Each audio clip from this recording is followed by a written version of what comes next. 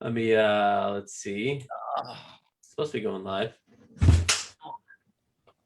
Was that live? Was that live? What just flew live? Was that live? I'm trying, I was in the office earlier, and I got 5 mosquitoes. That's just one of the difference between Hindus and Jews. It could be worse. I walked by a snake yesterday. You walked by a snake? Yeah, I was doing my walk, and all of a sudden I looked down. There's this snake at my feet. How big? It was a baby, but it wasn't the typical black. I'm just sharing here. Don't you guys can all talk. I'm just sharing over here the Facebook video. Snakes is a common occurrence. I see them every day around here. I don't want to see them at all. I don't like them. You live in Florida. You see snakes, rabbits. You see everything. Okay, I think we're all shared out. All right, so we're ready to start going. So good evening, everybody, as always, and it's great to see you. I was watching actually one of the weathermen yesterday, and he came to realize that Facebook is always delayed from regular streaming. He was wondering why all the comments seem to be 30 seconds behind. So Facebook is always behind. That's why I always advise, if you can, come on Zoom. Either way, but some people are watching on Facebook. It's always nice to see you wherever you want to be. So as usual, I start off with a joke that's not funny. So today's joke, I've said it before, but I'll say it again. And since I'm going to be apolitical, let's go like this. So they say the joke, a president is walking through in a Jewish nursing home, let's say Menorah Manor. He's walking through the nursing home, and he walks along. He meets Alta Yiddish Bubby. He sees an old Jewish Bubby, and he looks at her and says, "Do you know who I am?" And she says, "No, I'm sorry, I don't know who you are." He says, "No, do you know who I am?" She says, "No, I'm sorry, I really don't know who you are." He says, "Come on, please, do you know who I am?" After 3 times, the lady says, "1 second." She calls over and she says, "Can you help this gentleman? He doesn't know who he is." Okay, so that's the joke. So why am I telling you this joke? Because today, throughout the class, we're going to discover who I am, who we are, who is the real me. In other words, do you know who you really are, your deepest desires? And we're going to discover that through the lens of resurrection. Again, the class is billed as resurrection, and we will see it indeed will be about the resurrection of the dead. But through understanding the belief of resurrection of the dead, we will have a practical life lesson. That is something that we always like to do here, is whenever we discuss a topic, we don't just want the intellectual abstract, but we also want to discuss the topic, how it is relevant to your life today. And so therefore, we are going to spend the time to take the discussion of resurrection and expand it and discuss resurrection in general and what the belief of resurrection can mean to us. So just 1 second here. Let me just see something over here. I just want to see if I can see the comments. Okay. All right. So without further ado, let me share this over here. I'm sorry. I'm in the office today. I'm trying that out. We'll see how that goes. Okay. And one more thing. Let me spread this out. Let me move this out. Again, I'm sorry. I am. I'm not used to being here in the office, and kind of feel like all the people when they first come on, they never use Zoom. They complain to me, "Rabbi, how do I use it?" Okay. So today's class is all about discovering your deepest self, why we care for the things that we care about. And we're going to start with a text. And there's a text that tells us that one must believe in the resurrection of the dead. Now, that itself is not astounding. We know that we have to believe in the resurrection of the dead. What's interesting is that the text doesn't just say that we must believe in the resurrection of the dead, but we must believe that it comes directly from the Torah, which is kind of an interesting thing. So let me throw that up here on the screen. And I'm sorry. All right, so the Talmud in Sanhedrin, this is the Talmud says, one who says that there is no support for the concept of the resurrection of the dead in the Bible, and the Talmud there continues, it's a Mishnah actually, that such a person is considered a kofar, a heretic. Heretic is obviously somebody who denies the basic tenets of Jewish faith. So you understand, what does it mean, a heretic? Somebody who denies a non-basic tenet of our faith is not considered a heretic. Just there's a certain part that you cannot stomach, but if you deny basic elements, you are considered a heretic. And one of them is resurrection of the dead, but not just resurrection of the dead, but importantly, it says somebody who says there's no support for the concept of the resurrection of the dead in the Bible. So not only do you have to deny resurrection of the dead, but you have to deny the fact that resurrection is in the Bible. In other words, let's say you say, oh, I believe in the resurrection of the dead, but you say, I believe in it because now I've seen that they know how to clone sheep. You know, I can get behind the idea of resurrection of the dead. Yeah, somebody says that. If you're not believing it, that is from the Torah, you're considered a heretic. And I'm not here again in this class to judge anybody, because if you do or don't, I'm not into labels about people and what you are.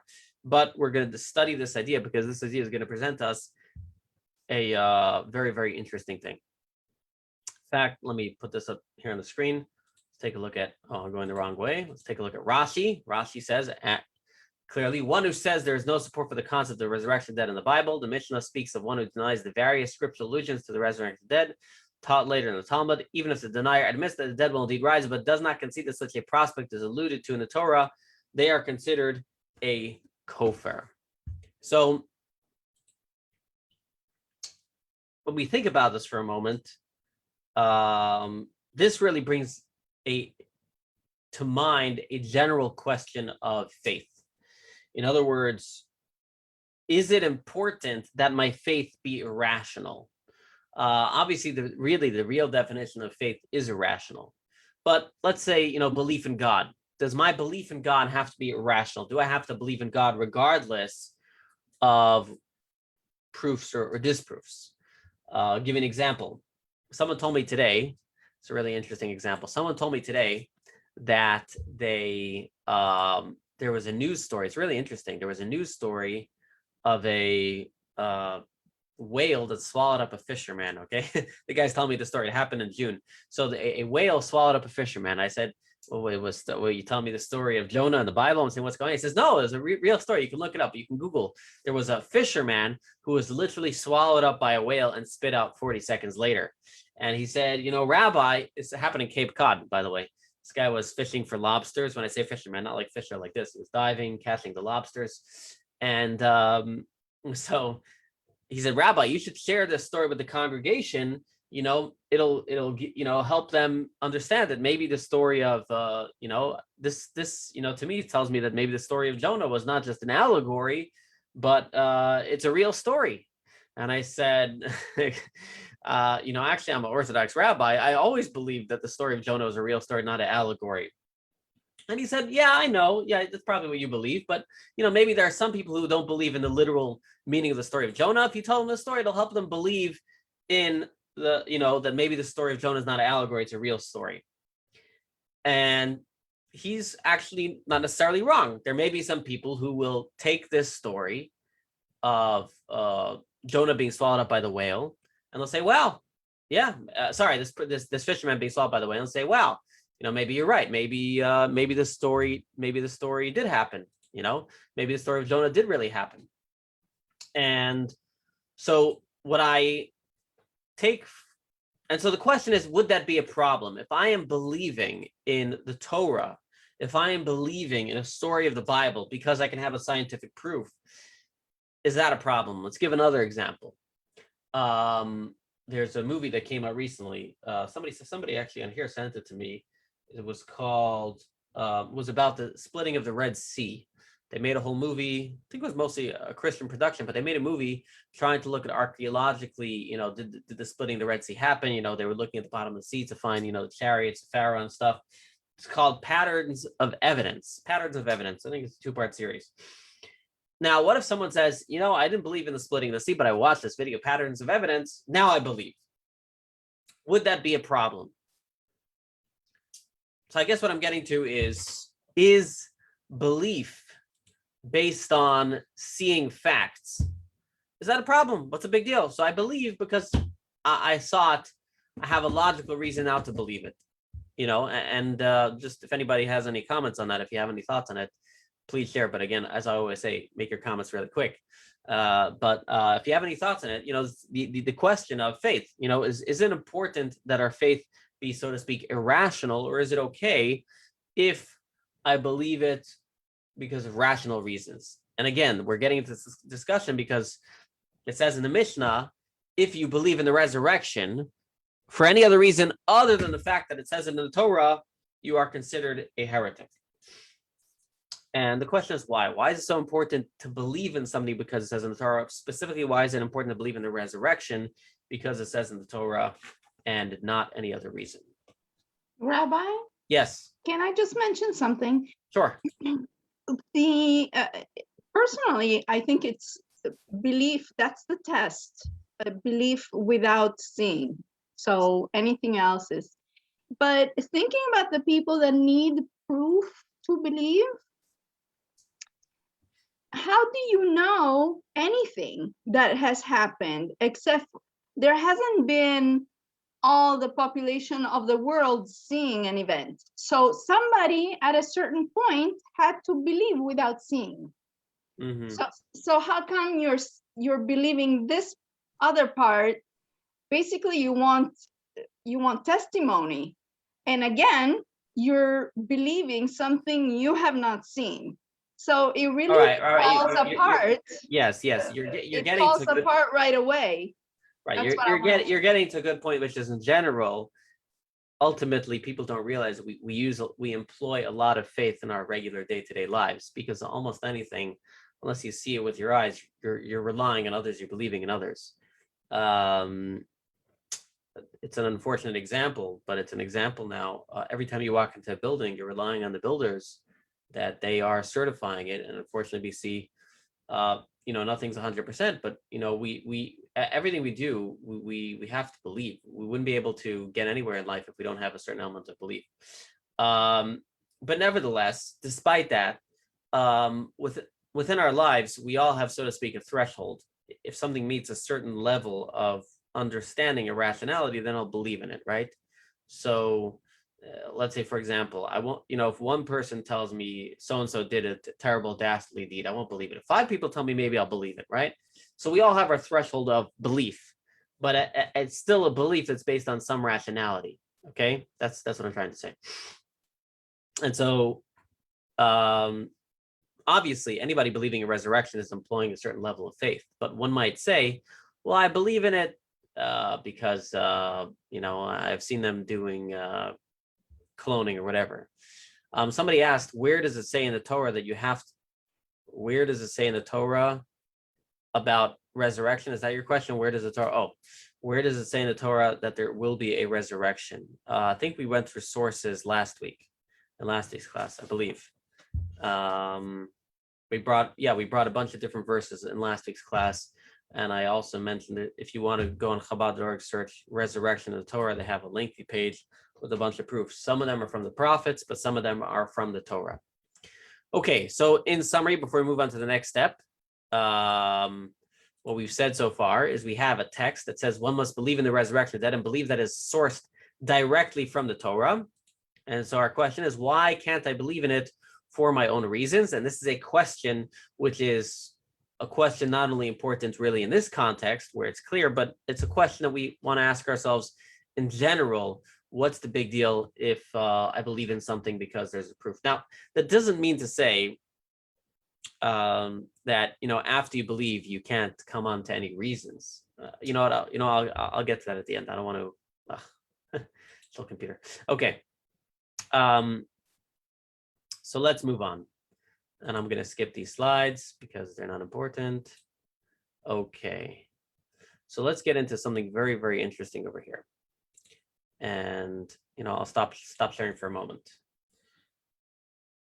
In order to understand and answer this, we're going to pause for a moment and we're going to try and understand ourselves for a moment. Okay, in order to answer this question, okay, of faith, why is it so important for the faith to be directly from the Torah, not from our rational self? Let's take a moment to explore ourselves. So let me ask you a question. Think of, let's say, 5 things you want to do tomorrow. Okay, think of 5 things you want to do tomorrow. I'll give you mine, but think of 5 things you want to do tomorrow. My example is, I just throw out on your mind. I want to eat something tasty. I want to get to sleep on time. Hopefully the baby will go to sleep on time. Poo, poo, poo. There's a project that I want to finish tomorrow. Project I want to get done.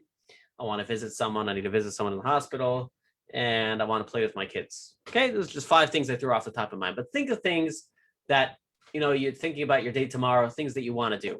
Things that you want to get done. Again, don't overthink this. Don't think about let me think about the most existential, most important things that I want. Just think of things that you want. All right, now that you've hopefully thought of a couple things that you want to do tomorrow, now why don't you rate all those things that you want to do tomorrow by how reasonable they are? Is it completely reasonable or rational? Is it not entirely reasonable or rational, or has nothing to do with reason? So anybody wants to volunteer something they thought of and how you would rate it? Curious. Anybody wants to volunteer? Otherwise, I'll have to volunteer myself, which is not as fun. Anybody wants to rate themselves? Just give me one thing. It's any thoughts? No? Okay, Rick says Okay. he wants to finish a construction project in Hatfield, Mass. In where? And wants to finish 2 drawing projects. And I thought about it, and those are the things that are most important to me for tomorrow. All right. So you want to finish a drawing project. That's a rational desire, right? Boy. Huh? Is it rational? Yeah, I'm asking, is it rational? Yeah. Mm-hmm. Yep. It's rational and reasonable. All right. So what's the reason why you want to do it? Oh, it's interesting because I want it off my plate. You want it off your plate. I want it complete. And mostly the motivation for me is staying in my integrity with my client. All right. What if your client would love you even if you didn't get the project done? They would. Yeah. So then what would you still want to do the project? Yes. All right. Why? Because I said I would do it. Because you said you would do it. Yeah. Okay. What if your client came to you and said, well, I know you said you would do it. I found somebody else who could do it for you. I don't need you anymore. Perfect. Perfect, right? Perfect. So what I'm getting to is ultimately a lot of things we do are for a reason. If that reason ceases to exist for whatever reason, if that reason ceases to exist for whatever reason, we will not want to do it anymore. Again, most of the things that we want to do exist for a reason. If that reason ceases to exist, we will not want to do it anymore. That's fair. Yeah, but for example, let's take an example. I wanted to one of the things I want to do was to play with my kids, right? Right. There is really nothing that would come out that would prevent me from wanting that. Okay. Because really, some things are deeper than reason. It's not a reason. Why do I want to play with my kids? Because I want to have fun. Huh? Do you want a discussion? Because I give you a quickie, Okay. Go for it quickly. Yeah, the kid comes down with a very bad case of measles, accompanied with a whooping cough. Right. You no longer want to play with him. I will want to play with him. I may be prevented from doing it, but I will still want it. That's what I'm trying to get to. Okay. In other words, most of the things we do in our life are based on reason, But there are some things in our life that are much deeper to who we are, and they are not based in reason. It goes much deeper than that. The motivation to do something. The motivation to do something, yes. Okay. A great example of this would be a simple question. Do you want to live? I think everyone would say yes, not something you can really explain, right? But I think most people would say, yes, I want to live, right? Because relationships of parents and children, I said earlier, you want to play with your kids. Some parents might say, why do they love their kids? They might say, oh, well, I love my kid that they do so great in school and yada, yada, yada. But that's not really the real reason they love their kids. It's much deeper than that, right? If there was no reason to love their kid, they would still love their kid, right?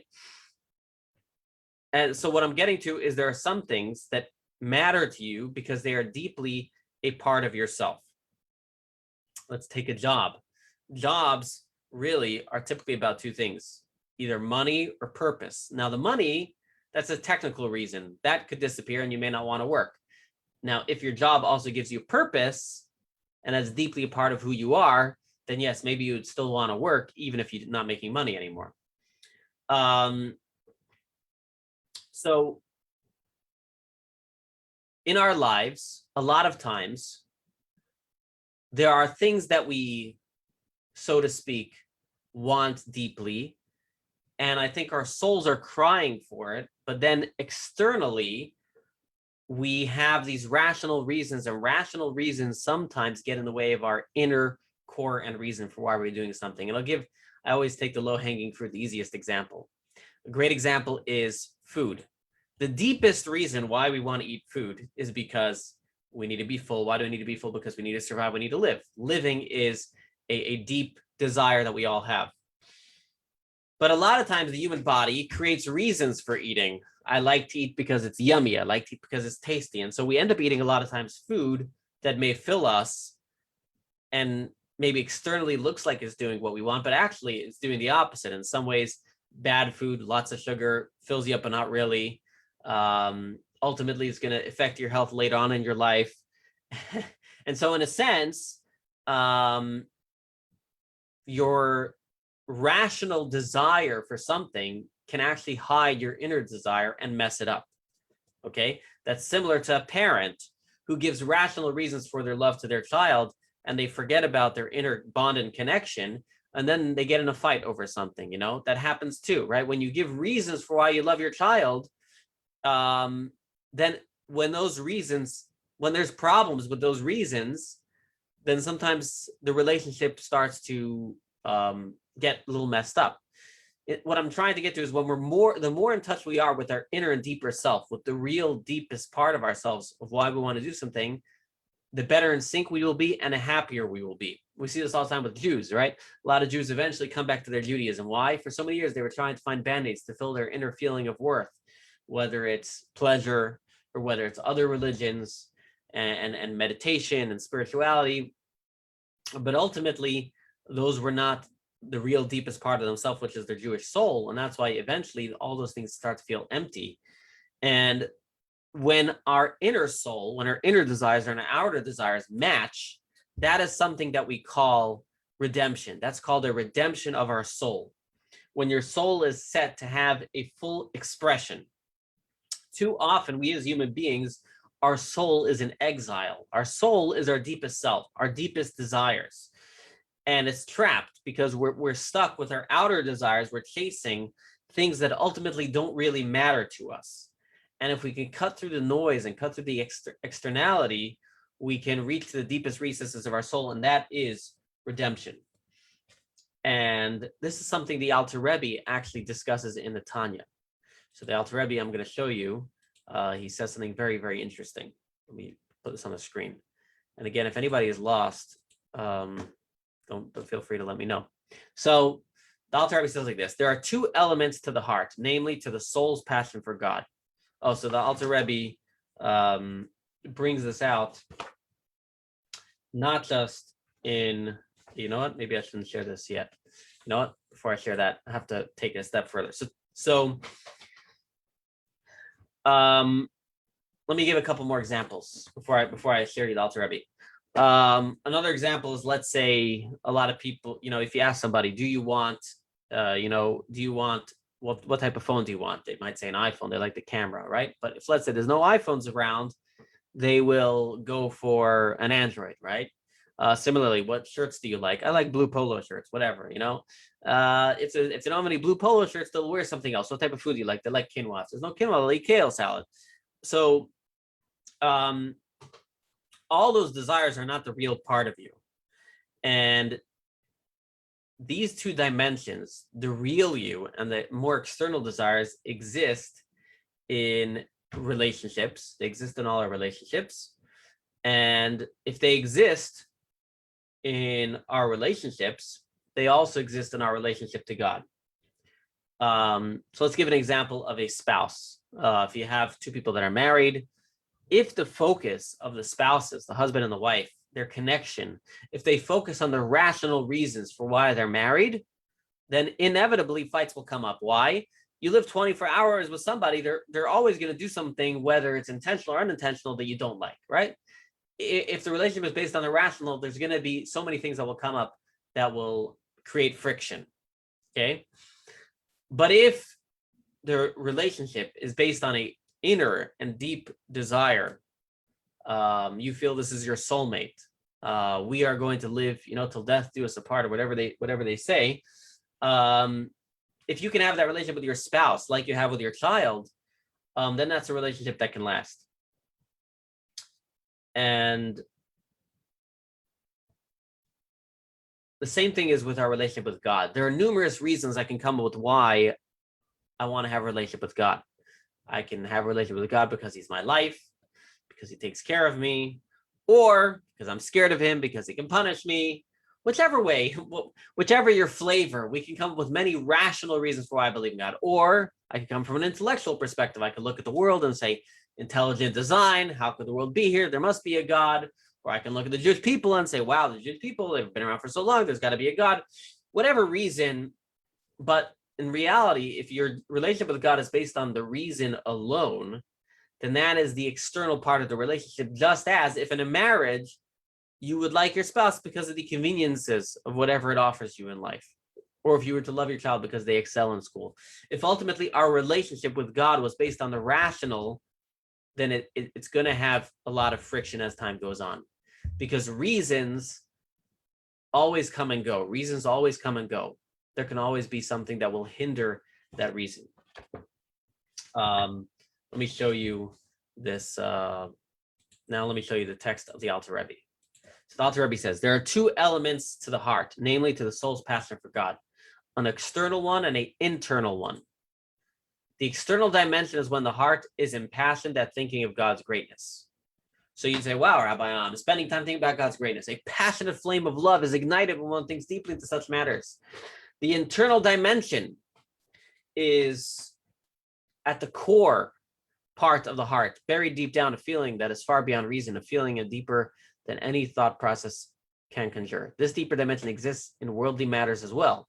There are certain matters about which a person cares so deeply, matters upon which their entire life depends, that reach the deepest parts of the heart. At times, such matters can compel a person to say or do completely irrational things. So again, we're saying, just as in our lives in general, in our relationships, we have these two dimensions we have in our relationship with God. So let's summarize on the screen over here. When so deeply connected to something, it does not require an explanation. In fact, an explanation can or will detract from its true depth, and not getting stuck in the petty nuances and being conscious of your truest self. That is what redemption is, redeeming your inner soul. And so we have the outer heart, the explainable choices based on matters you ostensibly care about. And we have our inner heart, we have our deep choices that don't need to make sense. And these two dimensions can be found in any relationship. And in our relationship with God, we have these two. We have the external, the passion from thinking about God's greatness. And we have the internal, a feeling far beyond any reason. And I don't know if I have to do this slide or not. So redemption is about being in touch with your deepest self, the part of the soul that is so in love with her creator that it defies all sense of reason. This is religious redemption. Let me go back. So that is religious redemption. Redemption, as we've discussed, we've had classes all about redemption. But the deeper element of redemption is having the deepest part of your soul feeding to the external part of your soul. That is our personal redemption in our own lives. In fact, it says, when Mashiach comes, it says, we'll quote it later, God will circumcise your heart. No, circumcise your heart. What does that mean? What it means is that the inner, here he described the external heart and the inner heart, the outer desires, the inner desires, will all be in sync with our deepest desires. That is what we call redemption, is when our deepest desire is in sync with our outer desire. Sometimes our outer desires are out of sync with what we really believe and think. So rationally, we're acting in one way, and it could be so to speak, a messed up version of what our inner desire is. Like I gave the example of food, right? You want to eat, but you end up eating chocolate cake. The same thing can happen with our relationship with God. And on this note, I want to share a really, really great story over here. There's a really good story that really brings us out to show how sometimes we don't even realize how out of sync we are with our inner desires and outer desires. It's a really good story. It's a couple minutes, but it's a really good one. So I'm going to share it here on the screen, and we're going to watch it.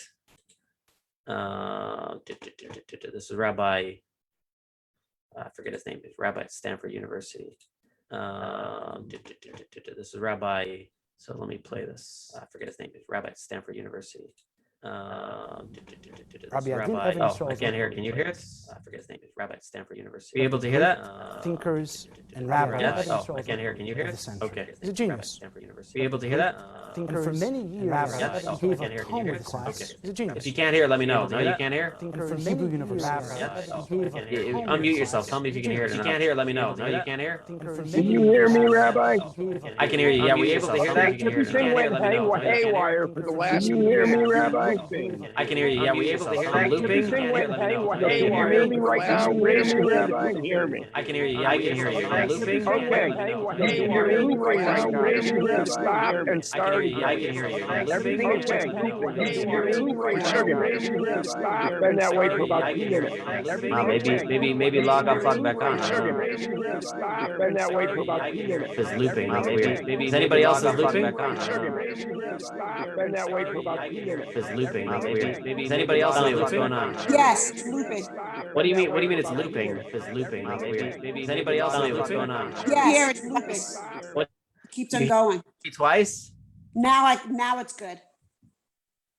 Now it's good? Now Yeah, we the can last hear 2 it. minutes has been completely garbled. Wow. That's interesting. Well, next time let me know I've seen that earlier. Before it recorded everything we would say, it would add to the repetition. That was interesting. Wow. Okay. All right. Well, what is this? The repetition of the Amida? It sounded like you were in a room at an Oneg Shabbat and hearing 19 conversations going on at once. And everybody's kind of saying the same thing over and over. Maybe I was. I'm a rabbi. Maybe I really was saying the same thing over and over. You never know. Well, be a little more discreet next time. It'll play much better. Okay. All right. Well, maybe the share screens are having issues. I don't know. All right. No, I don't see anybody. There you are. Hello. You see me? I see Okay. you. All right. Well, let me So try and we rope missed a this lot. in, see if I have you all. Okay. So I'm gonna mute We you all never again. heard the rabbi's name, and then there was no. All right. So you know what? I'll just tell the story myself. It's an interesting story. Okay. Story goes like this. So it's a great story where it describes the how our inner desires and passions can be out of sync with our outer desires and passions. By the way, if you hear me looping, please unmute and tell me. So Rabbi Adin Steinsaltz, he was a great scholar. He passed away recently in Israel, and he told a story. He's passed away from Corona like a year ago, but he tells the story that he used to give a Talmud class. He taught in a college. He used to give a Talmud class, every day. We obviously know or I don't know if everybody knows, but he translated actually the entire Talmud into English. And so he used to give his Talmud class. Different people would come, in a faculty. Not everybody was religious, but people come to his Talmud class. And there was one professor who would never show up to his Talmud class. So one day he walks by this professor and says, why don't you come to my Talmud class? This is in a university in Israel. So he says, Rabbi Steinsaltz, you don't know me. I eat bacon and eggs for breakfast on Shabbat. Rabbi Steinsaltz is unfazed. He says, okay, so you eat it on Shabbat and you eat it on Tuesday. So you don't keep kosher. Big deal. Not everybody coming to your class keeps kosher. He says, no, Rabbi, you don't understand. I eat bacon and eggs on Shabbat only. Says, what do you mean? He says, listen. He says, I went through the Holocaust, and after the Holocaust, I was so angry at God. I said, I want to get God. So I said, I'll eat bacon. I said, yeah, just eating bacon, that's not enough. I'll make sure I eat bacon on Shabbos, and that'll really get God. I'll stick him where it hurts. What he did to me, I'll stick him where it hurts. So Rabbi Steinsaltz looks at him and says, so you keep Shabbos just in a different way than me. You believe in Shabbos, you believe in kosher, and you believe in God. If you didn't believe in God, you didn't believe in kosher, you didn't believe in Shabbos, you wouldn't be eating bacon on Shabbos. Who are you sticking it to if they all don't exist? So you and me, we both believe in Shabbos, we both believe in kosher, we both believe in God. Just we express it in different ways. And of course, the guy was very much affected, and he ended up coming to the Talmud class, and he changed around his life and whatnot. But the point that I got from the story was this idea where his deeper desire was God, was Shabbos, but he was so hurt in his life. And so it created that he would do something which would go against his deepest desire. And again, we can't judge people who came out of the Holocaust, but it's a great example where sometimes our deeper desire is totally out of sync with our external actions and reasons and thoughts and emotions that we have. And so when we have this relationship with God, we want to make sure, and we want to try, just as in our life, we want to try and tap into our deepest emotions and try and get to the place where our inner desire and our outer desire match up. And that's what redemption is about. Redemption is not just about flying cars and big bank accounts and candy growing on trees. It's about a time when we will experience redemption in the sense that our souls will be fully manifest. Your soul will be on fire, and there's nothing more joyous and liberating than living your truest self. So now the question is, how do we get there? How do we have a redemption? Do we have to wait for Mashiach to come to experience a redemption of our soul? And the answer is, for the full possibility of that, yes. However, as we know, if we can experience some redemption in our lives now, that is what can bring about the redemption. So in our everyday life, if we can bring ourselves some element of redemption, and redemption as we understand it now is allowing full expression of your soul, not allowing your soul to be in exile, so to speak. That's what we're trying to achieve. We're trying to achieve redemption in our own lives. So what is the biggest roadblock from us experience the deepest level of our soul? And the answer is the everyday material life. The everyday material life gets in the way. Our field of vision, we see bills, we see health issues, we see travel plans, we see so many things that get in the way of our inner desires. And sometimes we don't take a moment to think about what is it that I really want in life. Again, you could bring an example of parents. So it's always a great example. Parents sometimes can get so caught up in making sure their kids are well fed and go to sleep on time and get good grades, that sometimes we neglect the real thing that we want is to make them a good person and our relationship with them, because we're so busy with the busyness. We're so busy with trying to get them to brush their teeth. We're so busy with all that stuff, and we miss out on the deeper desire that we have. And the same thing, we could get so busy in trying to make a living and get so busy that we forget what is all of this about. All of this is really about connecting with God through our day-to-day lives. But sometimes we get tunnel vision. We get so caught up in the day-to-day life. So what is a way that we can experience redemption? So one way is, of course, through prayer. Prayer is a moment when we can take the time to unleash our soul, when we focus on our soul and we take the moment to allow our soul to connect to God. Actually, the word tefillah means connection. We spoke about this more deeply in our class on prayer, but if we can take the moment of prayer in our day, take that moment to allow our soul's expression, that will allow us to align our day in the right way. That is why prayer is something that's supposed to be done at the beginning of the day. Because if you first wake up and then you check your emails and check your text messages and respond to them all and get to your work day, and then maybe 12 o'clock, you get around to praying. You've lived half your day misaligned. And when you pray, you're already thinking about all the things you have to do. And it doesn't allow, it's not a great opportunity to allow the expression of your soul.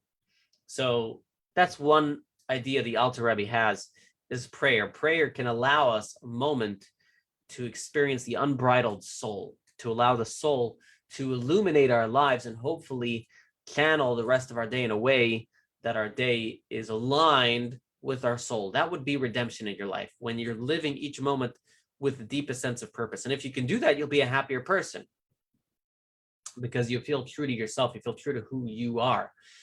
But in life, a lot of times we have all these band-aids and things that try and make us feel good, whether it's hockey, no, I'm kidding, whether it's travel or food or whatever. We have all these different pleasures in life, but they're all short-term, they're all short-lived. By the way, hockey is a great example. I had somebody over at my Shabbos table this Shabbos, and we were going around, if you had one request of God, what would it be? And he said, oh, it would be for my hockey team to win the Stanley Cup 3 times in a row, what's my point? You win the Stanley Cup, 5 minutes later, you want to win the next one. It was good for then, and it gives a nice feeling, but maybe not 5 minutes later, maybe half a year later, doesn't give long-term happiness. Okay, it doesn't give long-term happiness. You want to win again the next year. It's not like, well, we won, now we can stink, forevermore. And so in our lives, it's really all these band-aids, all these things that are not our deepest desires. We keep looking for more and more of it, but it doesn't really help us, because it's not really why we're here and what our soul really wants. It's a phony expression of our soul. Again, I'm not railing against sports over here. It's not my point. My point is really, you can watch sports in a way that's aligned with your soul too. By the way, there's a way. You need the downtime, you need the break, whatever it is, that can be okay, right? When something becomes an obsession, now, unless you're obsessed with the sport because it's going to be your business, it's probably not a healthy thing, right? So prayer. We were talking about prayer. Prayer would allow you to start your day off and live a meaningful life and align your life in the right way. But we still have a problem. Alter Rebbe says prayer is nice, but as we know, prayer doesn't always work. Sometimes we get to the prayer and they say it as gate nicht. You stand there to pray and the feelings aren't coming, your soul is not pouring out, and you just read the words. You read the words. The expression of your soul is not coming. So is there anything that we can do about that? Is there anything that you can do if you're praying and the connection is not coming? And luckily for us, the Alter Rebbe gives us some advice. And he says the answer is, the reality is to have the expression of your soul as a gift from God. And if you want to get that gift from God, you have to do something to be worthy of that gift from God. And what is that? He says that is through charity. He says, he explains, this is why we find that there was a ancient custom, it says in the Talmud, that many people, before they would pray, they would give charity. Why specifically charity before prayer? Why is that the most important thing? That's because charity ultimately is really the same concept of what we're trying to accomplish through prayer. What did we explain a moment ago we're trying to accomplish through prayer? Through prayer, I'm trying to take my soul and align it with the rest of my days. In other words, to align my outer desires with my inner desires. I'm trying to say all the mishigas and all the noise in my life should be an expression of my deepest self, of my soul. And charity, when you give charity, you're actually expressing that idea. Why? Because money is usually the thing we work hardest for. Money is something that people give their life and soul. People invest so much time and effort and so many years in a profession and showing up every single day. A lot of us, we spend most of our time at work. Most of our time is invested into work. And so we invest so much of the energy in our lives into our money. And if we can take that bit of our money and say, this money is not here for me. I was entrusted with this money to use it purposefully. And I'm going to express that by taking some of it and helping somebody else. That is the greatest expression of the fact that your life is lived with a purpose of your soul. That can be the deepest expression of you showing God, why am I living my life? I'm living my life to live it according to your will. And if you do that, then God will hopefully bless you with the feelings of that, with the feeling of your soul, and allowing the expression of your soul, and allowing to have that redemption. And so to speak, charity is removing the layers of dust that cover over, and it cuts through like a knife, saying, I'm not just about self, I'm being able to tap into my soul. Because ultimately, really, charity is about sacrifice. We know that, prayer is in the place of sacrifice, but, in a sense, charity is really sacrifice too. That was really the idea of sacrifices. If we want to tap into God, we need a sacrifice of ourselves. It actually says in the Torah when they gave sacrifices, Adam kiyaker mekem, a person when they sacrifice themselves. Ultimately, we have to sacrifice of ourselves because it's really self that gets in the way of God. It's self that gets in the way, ego that gets in the way of the expression of our soul. When I'm focused on self and me, that doesn't allow God to shine and my soul to really shine within myself. And so when we give charity, when we take our hard-earned money, we're, so to speak, putting self aside, because self says, wait, keep that money, do what you need to do with it, go have fun or whatever it is. You worked hard on that money, let someone else work. And that's my outer self, though. That's my external self, the reason self. And I have to take that money and take it and say, I'm going to take this money that I worked hard for, and I'm going to use it for a purpose. Let's take a look at the Alter Rabbi here. And if I get garbled, and I'm going to use it for a purpose. Let's take a look at the Alter Rabbi here. And if I get garbled, all right. So here's Alter Rabbi. You hear me fine? You're being the Alter garbled. Rabbi. If I get garbled, You're being garbled. So here's Alter Rabbi. You hear me? Nope, it's not working. All right. Again, So share screen is just not working today. we're Okay. speaking in tongues. All right. So share screen is not I working. liked Menachem Mendel's picture though. So cute.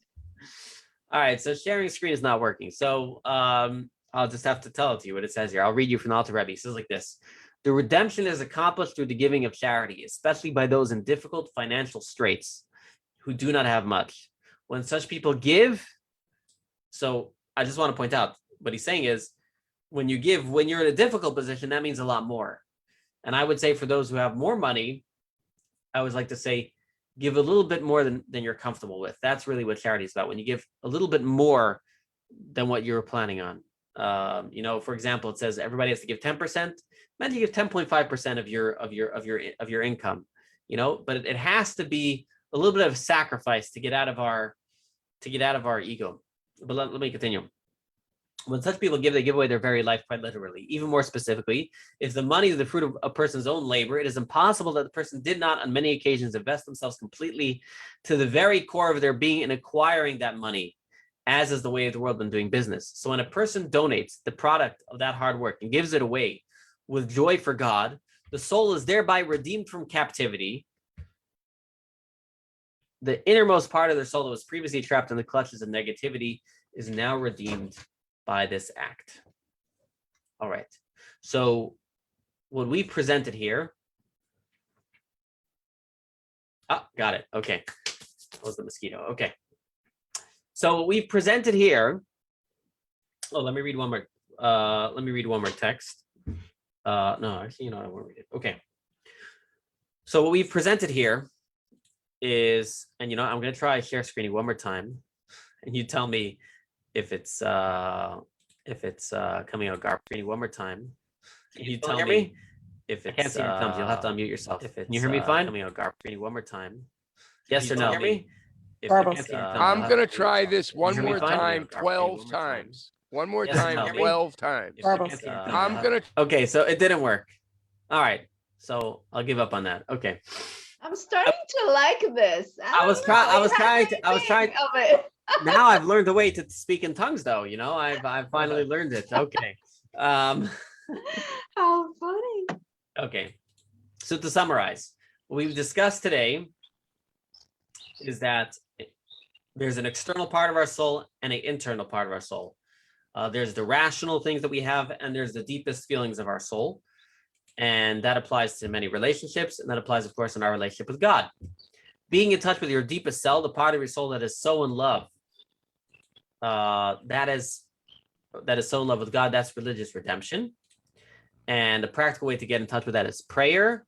And charity prior to prayer redeems the soul from the mundane and allows your soul to get full expression during your prayer. So now let's see how this plays out in the resurrection. Okay, so now, for those who remember, we were discussing resurrection in the beginning. We asked the question in the beginning, why is it important that we believe in the resurrection? Because it says in the Torah. Why can't I believe in the resurrection for a mundane reason, for a rational reason? And I want to point out one more question before I answer that question. If you look at the 13 principles of faith of Maimonides, it's interesting. He splits. There's principle number 12 is to believe in the coming of the Mashiach. And principle number 13 is to believe in the resurrection. Why did he split them up into two? Isn't the resurrection part of the coming of the Mashiach? And the answer is, very fascinatingly, is that the coming of Mashiach to an extent can be rational. What makes something rational? What makes something rational is typically something that is relatively logical. Okay, one reason which would make something rational would mean it's logical. So the idea of redemption is logical. If God created the world with a plan, it makes sense that there's going to be some sort of happy ending, right?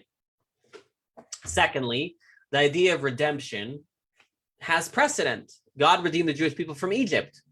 So the coming of the Mashiach in general is a rational concept. A, it's happened before. And B, is it's only rational that God would not let his Jews suffer for all these years, without an end game. There's got to be an end game for God's creation. However, resurrection is the most irrational part of the redemption. A, completely defies logic or belief. There's no reason why it would have to happen, right? As we discussed last week. Seemingly it would be, the people that passed away live in heaven, and there's a redemption for the world. There's a perfection of the world, and those who are in heaven, enjoy their heaven, and those who are in the world enjoy the world. That's a logical thing. Even Maimonides to an extent is on board with that. So resurrection, even within belief, there's no necessity to say there has to be a resurrection. If you think about it, if you had not been told that there would be a resurrection, you would, I don't think you'd come up with it by yourself. I think redemption would be something we'd all imagine. There's a happy ending to this world. Also, a lot of times when I speak to people about Mashiach, resurrection is like the one that blows their mind the most. It's like the craziest part of the redemption. But second of all, resurrection really lacks precedent, at least on a large scale. There has been resurrection, the dry bones in Ezekiel, but it really is not something God has done on a large scale. And since resurrection is, so to speak, the most illogical, least rational belief that we have, we want to say the belief in resurrection should be done just because you believe in God, not because of any rational reason. We had to find a place where our belief can tap into its deepest source. What I'm trying to get to is like this. we can find rational reasons for all our beliefs in God. But ultimately, the real reason why we believe should be because it's who we are. It's part of our soul. Our soul is connected with God. Therefore, we believe in God. That's the real reason why we should believe in God. That's the deepest reason why we believe in God. Will we have rational reasons? Yes, we will have rational reasons. But the deepest reason why we do anything, why we do what God wants of us, why we believe anything is because of our soul that's there. And our soul is a part of God and our soul believes in it. And so we had to find a belief which expresses a rationality at its greatest. And for that, we found the resurrection. And that's why it's such a problem if someone were to take the belief in resurrection and add rational reasons to it. Well, not add rational, but say, I believe in it because it's rational. Because if you're believing in the resurrection because it's rational, then most likely all of your belief in God is rational. And if the rationale goes away, if the reason for believing in God goes away, then where does your faith go? I always like to say, to the believer, there are no questions. And to the non-believer, there are no answers. Ultimately, our belief is deeply rooted in ourselves. Again, I'm not against studying. I am all for, and I love to find rational reasons for things, and I love to look at things and see them, and I love to look at the story of Jonah and the whale and say, wow, that's so cool. You know, a person was swallowed up by a whale, which, by the way, Jonah was swallowed up by a fish, just pointing that out. But not a whale. A lot of people don't know that. By the way, the reason why people say Jonah was swallowed up by a whale is because it sounds more rational, because whales are bigger than fish. But maybe it was a Goliath grouper. I don't know. But seriously, that's one of the reasons people say he was swallowed up by a whale, because it just sits in the mind better to say he was swallowed up by a whale. Whales are big. I mean, we have Pinocchio and a whale, you know. But really, what we have to understand is we do what God wants because that's what he wants. And where is this most expressed? This is most expressed in the resurrection of the dead. And that's why the resurrection of the dead is a separate principle from the Mashiach. The Mashiach can still be an expression of our rational self, of our reason self. And as we said earlier, there's always a problem with the reason, because if the reason goes away, you're going to have problems. If someone were to come to you tomorrow and challenge your faith, you know, if someone were to come to you and say, we did all the archaeological digs and we didn't find any evidence of the splitting of the sea anywhere. We did all the archaeological digs and we don't find any proof of the 10 plagues in Egypt. We found contradictory evidence to the redemption from Egypt. We found records in the Egyptian tomes that say, you know, give a different account. What would your belief look like then?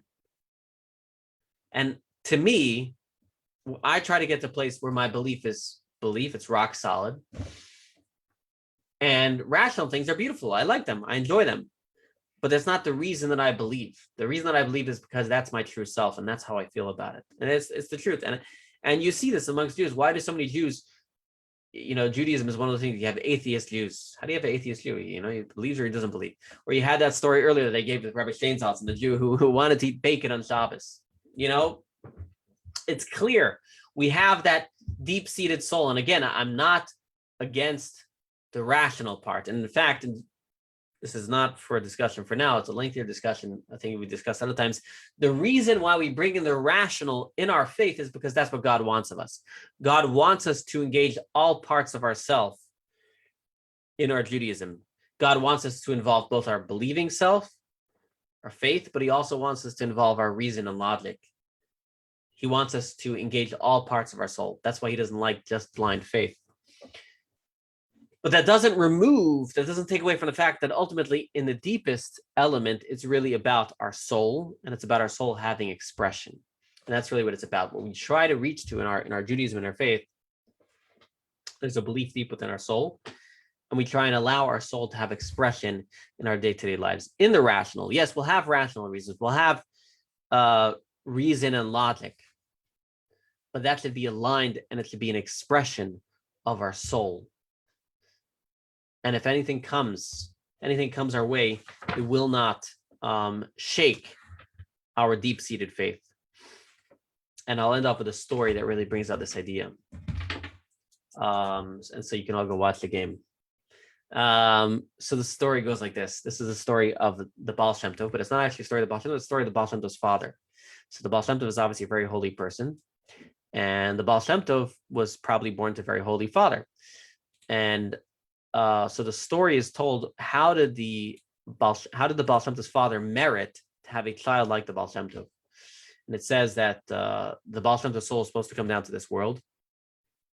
And they picked the Baal Shem Tov's father, and it says that Satan, I don't know, I forget the exact details. The Satan came to God, or whoever's, maybe Elijah, and said, who said he's deserving to have such a holy son? Who said the Baal Shem Tov is deserving to have a son? What has he done?